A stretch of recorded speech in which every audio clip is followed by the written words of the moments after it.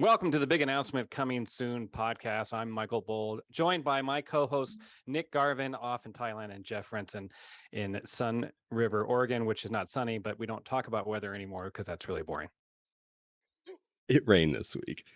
Good evening, good evening, good evening. Nice to Hey, hear from you, Nick. Nick. Nick, can Now, you pull your mic in a little bit? Sorry. Should have told you that before. you want me to restart? No, let's keep going. We're gonna just go even with Go with it. the blips. That's cool. Very nice.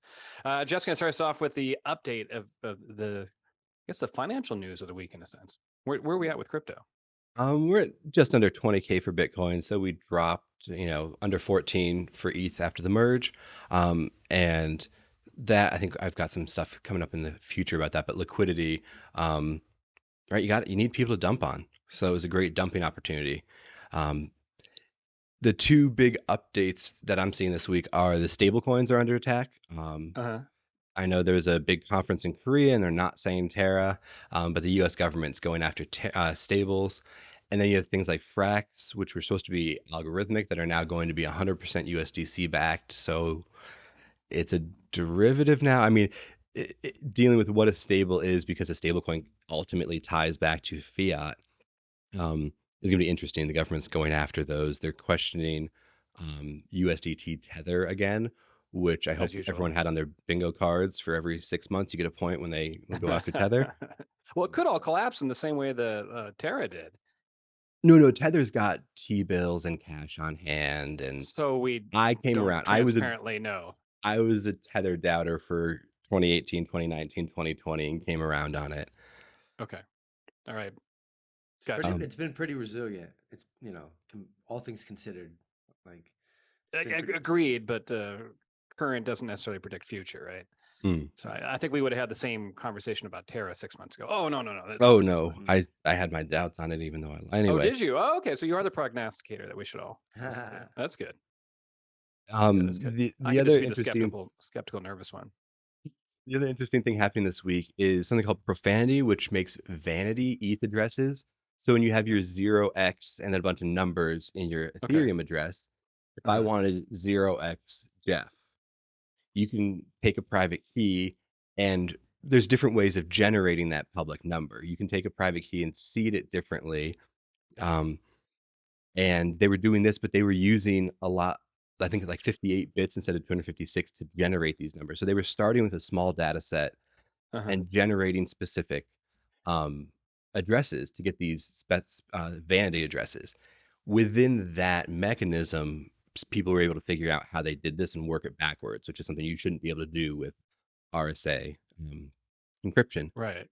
The other thing that happened, Wormhole is a market maker. The Wormhole, Nick, do I have that one right? Anyway, the market maker lost 160 million, and they were exploited because they have what's called a lot of leading zeros. So their address is 0x00000, and then the rest of the number. There's a whole lot of GPU power that's no longer being used to mine and hash Ethereum. So they took that and started brute force attacking this address. At 256 or 56 at? 256. Oh, so it was. Oh, wow. So it extended that far out, and they were still able to attack it. Yeah. So there's a lot of these miners sitting around these GPUs that can do this work, this brute force. And I don't exactly understand how, because when you put a number through a hash function, it should come out randomly. But because of the leading zeros, and it's an address they were kind of proud of, that made the hack easier. So anyway, generating fancy addresses and stuff becomes hackable in Ethereum. Yeah, so it challenges the whole theory that all this is unhackable and perfect. Well, and that the vanity addresses specifically, they use their own shortcut to do stuff to be able to get those faster. That sounds like a DNS, the domain name service, right? Like I can go to jeffrenson.com, but it's actually a bunch of numbers. Some website translates that into IP addresses. Why would I want to risk giving my information away like that to a third party? I mean, you want them to generate the key for you because of the vanity address, because vanity is more important than security. Okay, all right, that's what I was wondering. Let's just leave it at that. Gotcha. All right, shall we head on to the first article? Yeah, what do you have for us today, Mike? Okay, my first article is a neighborhood's cryptocurrency mine sounds like a jet engine that never leaves. Now, this isn't a remote part of Appalachia, so there's a bunch of crypto miners out there. So they must have found a cheap place to do the mining as far as how much it costs to get the energy and all that. And the neighbors are complaining.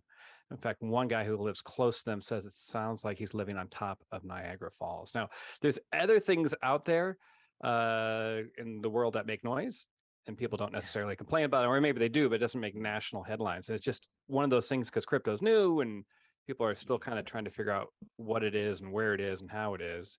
That something like this makes the Washington Post, where maybe normally it wouldn't. So I just thought, what you guys think? Where are we with crypto and how it's seen by society? So is it still seen as a fringe thing that's just going to come and is scary, and that therefore we get articles like this, or is it more mainstream? I think we're in the scary stage still.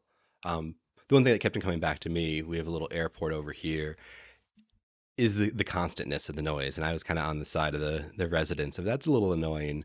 I think it never would have made national headlines if it was not crypto. If it was a local noise problem, it would have maybe made the local news.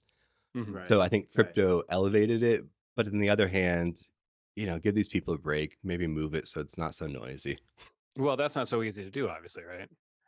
Well, I mean, with noise regulations, depending on how the county sets up their residential areas, and I guess this is saying people are living really close to the power plants where they're doing this or something, or maybe, sorry, where the mine is. Yeah, I don't know. I think you need to separate residential and industrial, and Bitcoin mining is industrial. What do you think, Nick? How does this comment on, I don't know, our view of Bitcoin or crypto mining overall as a society? To me, I think it's more of a clickbait article, for sure, not favoring the side of crypto. I mean, you could look at the fact that this mining opportunity that was given to us basically by China, once they basically outlawed it and told their miners to pack up and leave, was like something that actually could shape the future of adoption and also just like regulation and just acceptance of Bitcoin in general. I don't know. I think because so much of the miners or so many of them moved around the world and many of them into those kind of places. It's good. It's good for the U.S. It's innovation. It's another way of kind of remaining at the forefront of it. To me, I think that's an article, but you don't hear about that stuff. You just hear that oh, now something moved in next door. Change is scary. Change is bad. This is annoying. But really, it's a good opportunity. Looking at the fact that we have all these now innovative miners, in the U.S. So it's good for the U.S. You say, to have the mining here, unless of course you're the neighbor. Yeah, I think so. I think it's just it's kind of helping the adoption. It's just this conditioning of educating people along the way. And okay, we educating or conditioning. Hey, those are two interesting ways to phrase it. you're conditioning the wrong way when you're nitpicking about the sound, right? And you're glossing over the fact that hey, the massive opportunity to keep us in keep us in the forefront of this race just happened to fall in our favor when really China was dominating with all the miners and the mining power. And you have a more centralized network now, and I think that strengthens the case for Bitcoin, and that's good for the US, I think. Yeah, I think it goes partially to people just don't like to be surprised. So we have massive data farms out here near where we live, but for Facebook and Apple, but everybody knew it was coming in. So and if you go out you can see the data farm, and then there's the canyon and the river, and then the rest of the city down there, because they're up by the hydro plants here. Oh, you've been up to it? I've never seen it. Oh yeah, I mean you can see it, but it doesn't. It's kind of like being near an airport. How close are you? How's the sound? Yeah. And I like what Nick's talking about. I think is a much bigger, more important issue. Where do you want your crypto mining and the electricity grid, and adoption of, if we believe in Bitcoin as a resource or as a monetary system, should we be mining it here and supporting that? Anyway, whole different discussion. I still think we got to separate it from the neighborhood. Now, that being said, I want to mine in my garage in the winter so it will heat my plants. There you go. But I don't know what my neighbors are going to say if they can hear it. There you go. All right, let's go on to the next article. Attack of the 50-foot blockchain. Vitalik Buterin's philosophical essays. You're saying here they're not that good. Now, this is a comment, it sounds like, on youth versus the older graybeards, and since you don't have a gray beard yet, you're kind of in between the two. I'm not sure, and we were talking before the show if it's fair to beat up on the young guy. And Um, of course, it's crypto, bro, so it's always a guy. yeah. So Attack of the 50-Foot Blockchain is actually a book I read a couple years ago, Oh, covering Ethereum, the same author that does the website. uh-huh. And I don't know, I don't always like his takes, but I thought this one was interesting. And again, as usual, it made me start thinking about other things. And my 2 cents, 2 seconds on Buterin is he lives in a techno world. It, he works on one problem. He's a young guy, and having lived in many different places, moved around, met many people, as both of you guys have. I don't know. I was pretty smart when I was 15, and then I got to be like 25 and realized I was an idiot. Then you get to be like 30, and you meet some more people, and Right. um, I don't necessarily think graybeards have it all, but I certainly know that you need to have a few different jobs, not one at Ethereum. You need to live in a few different places. You got to pick up and do a few more things before you're telling me how the world works. Um, Okay. Yeah, so he's the only, according to Wikipedia, 27 to 28 years old, so mhm, he's quite young. yeah, and I think a lot of what he's saying is good and interesting. I should say interesting.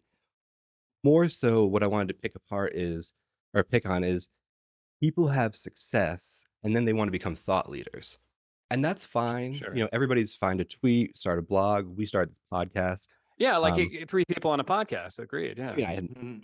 Yeah. be fair, I had two people ask me to start this. So, All right. It's two um, more than me. but Probably I 20, wonder about 20 the less than people Nick, but yeah. who follow Buterin because he brought financial success and then start to subscribe more to their thought leaders' ideas about everything else. And that whole tie-in of the cash with the cultism and people believing in this because there's money involved, it feels a little different. And I wonder how much people stop thinking for themselves versus when would they see Tony Robbins on TV and dismiss it, but because I own 10 ETH, I should see what Vitalik's saying. And just kind of Well, finding that intersection. he is Vitalik though. I mean, he does have a lot of success behind him, so there is that. For sure. Yeah, So yeah, he's and worth that's at what I'm least saying maybe is interesting listening to to. read, but I think people then put a lot behind it, and because they've Sure. got cash involved, they Mm. start to give more credence to what people are writing and saying. Yeah. It kind of reminds me in a sense when we went to that podcast meetup and there was a guy who was older than me, said he was interested in investing his money in the new economy kind of thing, which was in his Mm. eyes crypto. And so I can imagine him jumping on, just looking for people like this or thought leaders, regardless of age, that are successful because he wants to be successful. And then his dreams and hopes and dreams will follow along with that. Yeah, it's a lot of an emotional play of wanting to be part of the tribe or part of the club.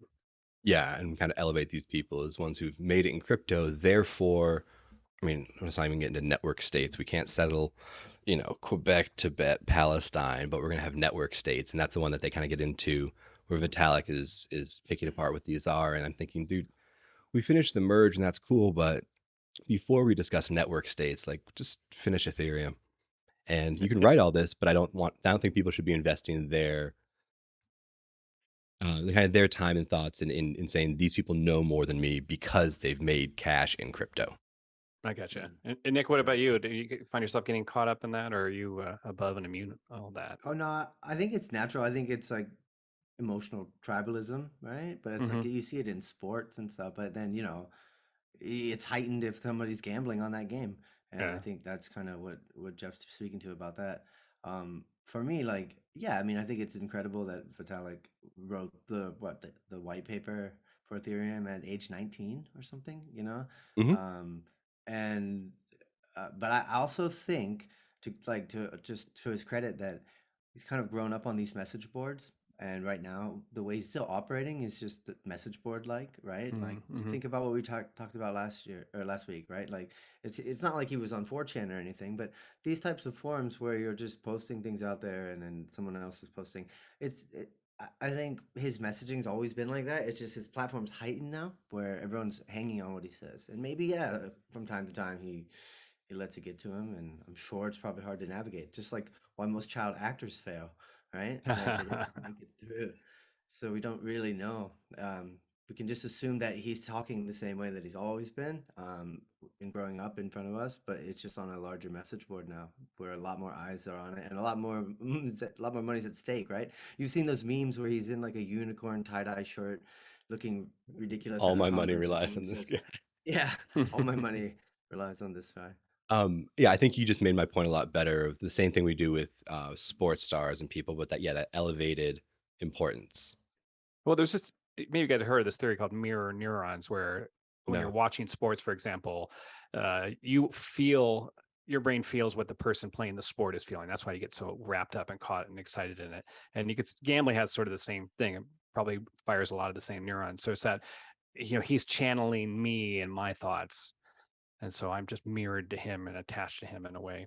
Again, it's always a him because it's crypto, but yeah, there's that. So I mean, he comes across as a relatively humble guy. I want to say that's his brand, Oh, I think which he's a nice, interesting I think that's guy. good. I just, Which let's you're throw it in the commenting pile with other people overall who how have thoughts on Twitter. yeah how quickly we all jump Yeah, I onto think that. you're commenting more on his Yeah. followers, right? And than himself, right? He's just Oh, being yeah. him. Yeah, I And think so. Like yeah. I'll see in the news if a news organization is a little desperate, they'll cover what people are saying on Twitter about some political stuff until they get their narrative buttoned down. And then somehow that is important. But this person said this and this person said that in ways that it wasn't before. Hmm. But I think what's interesting is to see, and also something to note, is the longevity of Vitalik being still like, relatively golden boy in the blockchain, blockchain sphere these days. I mean, if people tease Cardano, and everyone has like their, I guess aside from who else would it be? Sam? Aside from Sam, like no one else really gets as much love, besides Vitalik.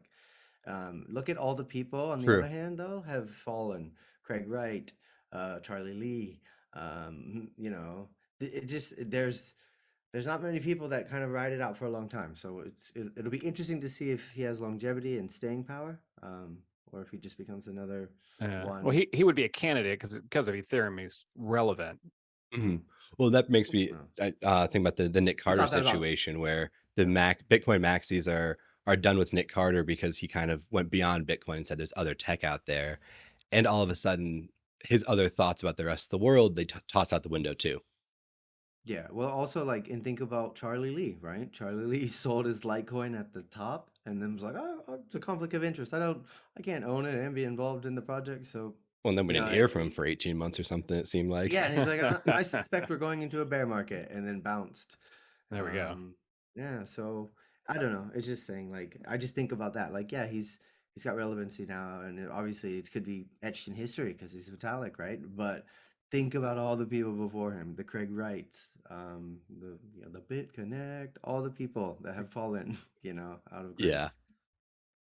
All right, let's move on to Nick's ubiquitous NFT commentary, starting with NFTs with Mr. Fox. So what do you got to say about NFTs? And I have a question about some apes in a moment.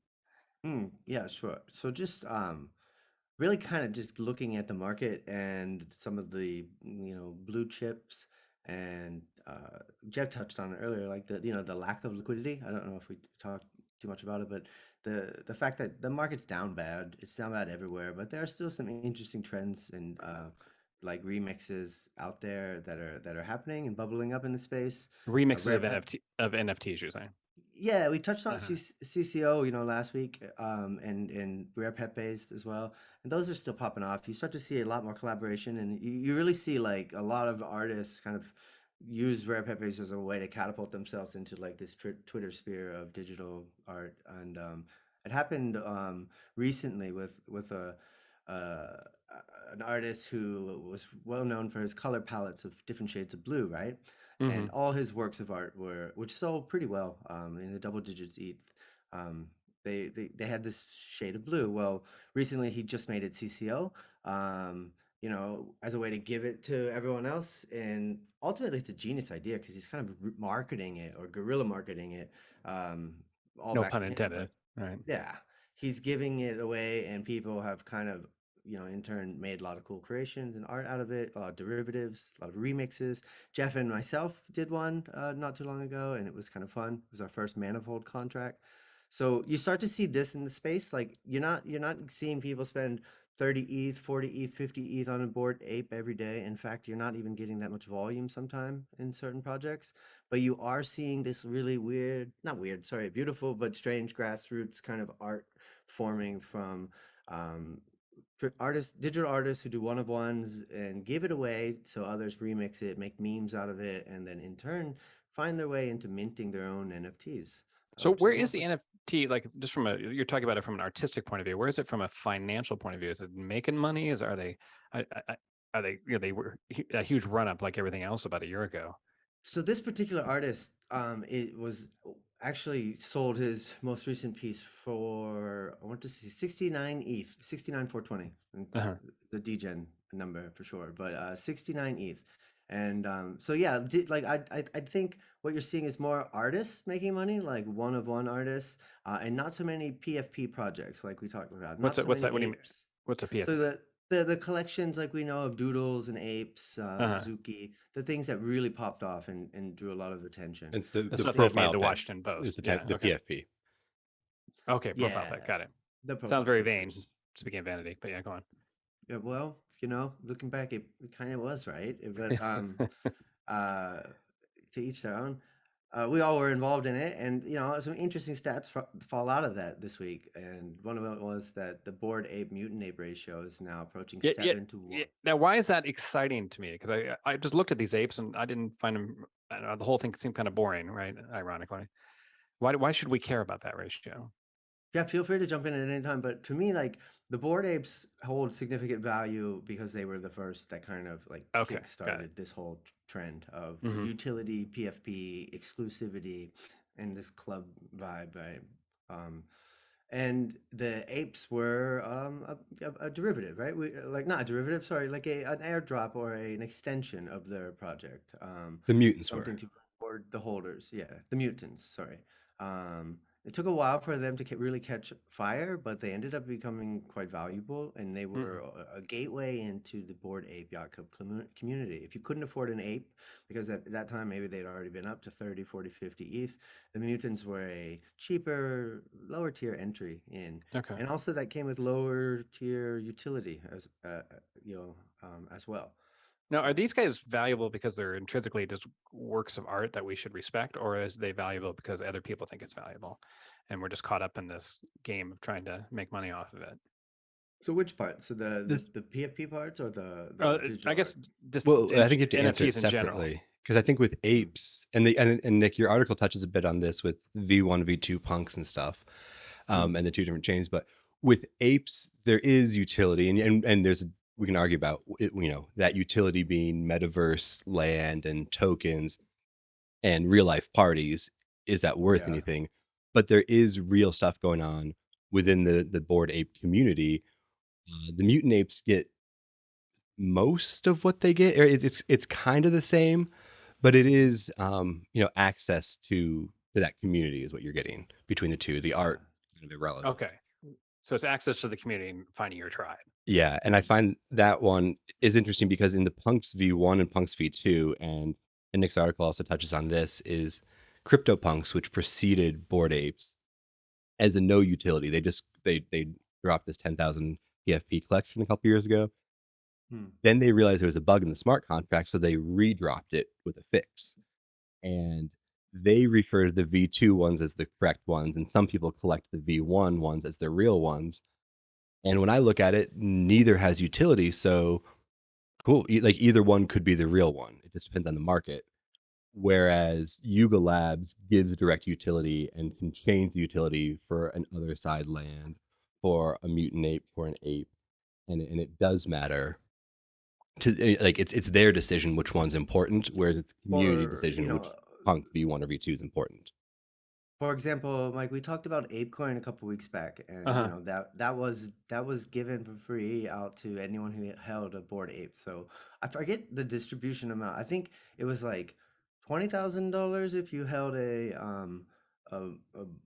I want to say like 20,000 if you held a board ape, and then like 12 if you held a mutant, or maybe it's like 20 if you held a mutant and something else if. But anyways, they gave you a significant amount of money in their currency, right? In the Okay. Disney dollars.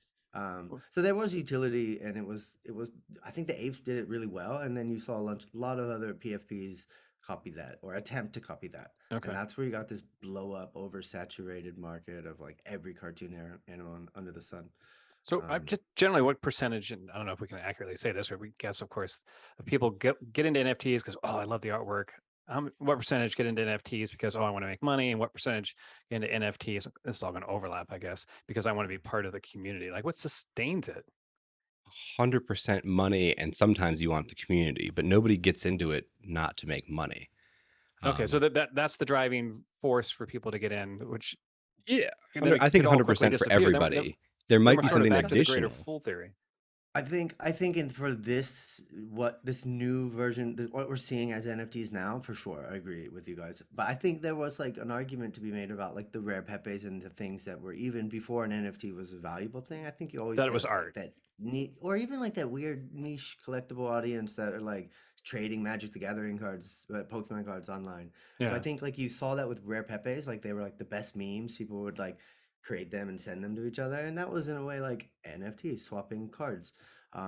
So I think there's that always going to be there, but that's more of like the collectible baseball card, People digital. just simply enjoy it, whether you're making Yeah, money or not. I yeah, mean, enjoy it more when you're making money, but right. So Long time Nick, horizon, not trying to flip things right away and be all right. buy Lambos. I got a collectibles question for you. So we did proof of work, proof of stake split. There's going to be the proof of work chain. The tokens exist both places. And let's just talk, well, I think let's talk CryptoPunks because Yuga Labs says the proof of stake ape tokens are the ones they're respecting, meaning the proof of work ape tokens aren't part of Yuga Labs, not worth anything. In the same way that V1 Punks, not endorsed by who was it at the time? Can't remember who they got. Now they're Hmm. owned by Yuga, so I forgot who did. Yeah, not Larva, like Yeah, Larva Labs, Larva right? did Punks. Yeah, So they said the V1 Punks are not worth anything except there's no utility tied in. So V1 Punks are like fork, like the early art only that sell for a tenth. yeah. So is there an argument to be made that now proof of work punks, because they're utility free on proof of stake, you can form that these are collectible, and then I'm sure there's going to be a pump group that buys up proof of work punks, Yeah, yeah. gets on YouTube, gets on Twitter, says these are the real punks, and sells them Hmm. all. Yeah, Right, yeah, right. I mean, what do yeah. you think about that? Because now we've doubled it, but really, most of us agree that the doubling didn't happen because the proof of work chain tokens don't matter anymore. Hmm. Yeah, I think there's historical significance to that, and I think like that's what I think people that's the narrative for those for the value in that and for people to see value in that. And I think you're always going to get that. I think that's why memes and one of one artists and people who just draw things and kind of remix other art, like they're doing really well in a bear market because they're relatable and it's almost like a timestamp on the culture. We've seen those like infographics on Twitter before, right? That says like Mooncat started in 2000 and whatever 15, and Crypto Kitty started in 2000, and they have a date like 2010. I don't Hmm. even know when, but like there's significance there, and people are literally trying to fill it in like a periodic table. Like, this is worth money because this was the original Hmm. or the OG one of this year, right? So when are we going to start grouping them by cohorts and cycles? This was the class of the 2020 So you bear say like market. even though there's a duplicate, you could say the POW art is collectible, whereas the utility NFTs don't have that argument. Right, Okay. right. Hmm. All right, we're descending pretty deep, and we're running out of time at this as well. So how do we finish this? Maybe we predict we're not going to be back for a couple of weeks. How do we?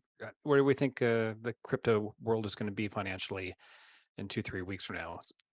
Down, stable, up. Jeff gets a big thumbs down. I think it's going to be pretty dry in the NFT world for a while. Okay. My guess Yeah, is things will be kind of where they were last time we talked, next time we talk, so to speak. yeah. Crabbing down. That's right. And fun. Great to That's see right. you, gentlemen. Yes. Yeah. Until then, we'll see you guys soon. Thank you guys so much. All right. See ya.